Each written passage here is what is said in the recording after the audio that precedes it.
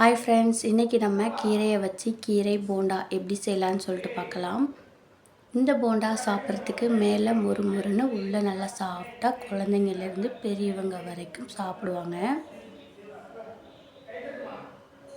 நம்ம நார்மலாக கீரையை குழந்தைங்கள்கிட்ட கொடுத்தோம் அப்படின்னா அவ்வளோ விருப்பமாக சாப்பிட மாட்டாங்க. இந்த மாதிரி ஸ்நாக்ஸாக செஞ்சு கொடுக்கும் பொழுது நல்லா விருப்பமாக சாப்பிடுவாங்க. இப்போ வாங்க வீடியோக்குள்ளே போய்ட்டு எப்படி செய்யலான்னு பார்க்கலாம். 1 கப் அளவுக்கு கடலை மாவு எடுத்துக்கிறேன். இது கூடவே 3 டேபிள் ஸ்பூன் அளவுக்கு அரிசி மாவு எடுத்துருக்கிறேன். இது 1/4 கப்புக்கும் கொஞ்சம் கம்மியான அளவு. இது கூடவே தேவையான அளவுக்கு உப்பு சேர்த்துக்கலாம். 1/4 டீஸ்பூன் அளவுக்கு பெருங்காயத்தூள் சேர்த்துட்டு தண்ணி எதுவும் சேர்க்காமல் நல்லா ஒரு டைம் மிக்ஸ் பண்ணி கொடுத்துக்கலாம்.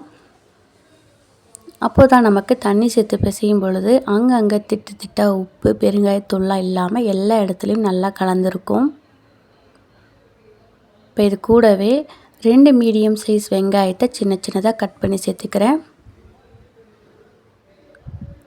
காரத்துக்கு 1 பச்சை மிளகாய் சேர்த்துக்கலாம். நம்ம கடைசியாக மிளகாய் தூளும் சேர்த்துப்போம், அதனால் இந்த காரம் கரெக்டாக இருக்கும். ஒரு சின்ன துண்டு இஞ்சி சின்னதாக கட் பண்ணி சேர்த்துக்கலாம். இல்லைன்னா இடித்து கூட நம்ம சேர்த்துக்கலாம். பூண்டு சேர்க்க தேவையில்ல. பூண்டோடைய ஃப்ளேவர் இந்த போண்டாவுக்கு அவ்வளோவா நல்லா இருக்காது. உங்களுக்கு ஒரு வேளை அந்த ஃப்ளேவர் பிடிச்சி சேர்த்துக்கோங்க. இப்போ இது கூடவே 1 கைப்பிடி அளவுக்கு முருங்கைக்கீரை, 1/2 ஸ்பூன் அளவுக்கு மிளகாய் தூள் சேர்த்து நல்லா ஒரு டைம் மிக்ஸ் பண்ணி கொடுத்துட்டு கொஞ்சம் தண்ணி சேர்த்து நம்ம இதை பிசைஞ்சு எடுத்துக்க போகிறோம். இந்த போண்டாவை நம்ம கோதுமை மாவு வச்சுமே செய்யலாம்.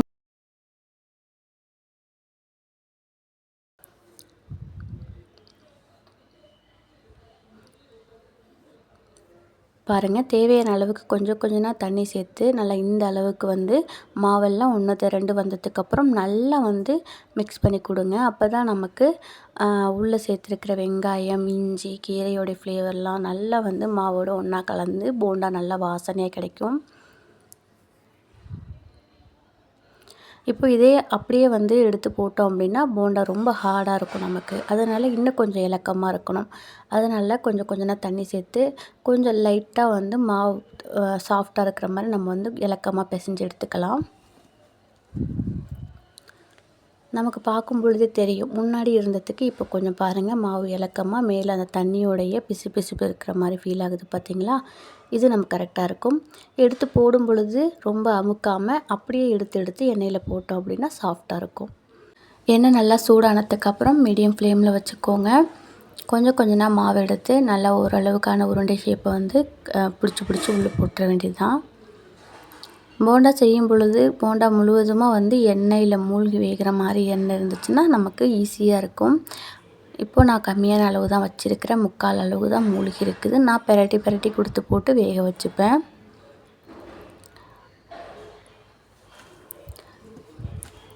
ஃப்ளேம் லோ மீடியம் ஃப்ளேம்லேயே வச்சுக்கோங்க. ரொம்பவும் அதிகமாக வச்சிட்டோம் அப்படின்னா மேலே சீக்கிரம் கலர் மாறிட்டு வெந்துடும்.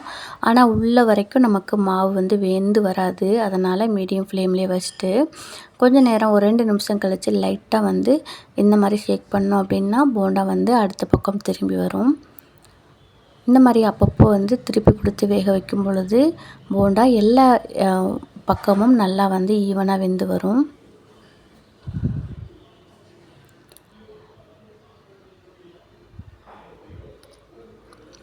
ஓரளவுக்கு நல்லா மேலே கலர் மாறி வந்த உடனேயும் நம்ம எடுத்துடக்கூடாது.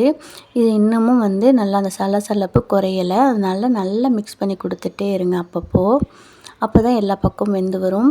இப்போ பாருங்கள், முன்னாடி பார்த்ததுக்கு இப்போ நல்ல கலரும் மாறிடுச்சு, சலசலப்பு சவுண்டும் கம்மியாயிடுச்சு. நமக்கு திருப்பும் பொழுது போண்டா சாஃப்ட்னஸ்லேருந்து கொஞ்சம் லைட்டாக ஹார்டாக இருக்கிற மாதிரி ஃபீல் ஆகும். ஸோ அந்த ஸ்டேஜில் நம்ம எடுத்துடலாம். இந்த போண்டா அவ்வளோவா எண்ணெயும் குடிக்காது. அவ்வளோதான் ஃப்ரெண்ட்ஸ், நமக்கு ரொம்பவே சூப்பரான டேஸ்ட்டில் கீரை போண்டா ரெடி ஆயிடுச்சு. கண்டிப்பாக நீங்களும் நான் சொன்ன இதே அளவுகளோட வீட்டில் ட்ரை பண்ணி பாருங்கள். தேங்க்யூ ஃபார் வாட்சிங்.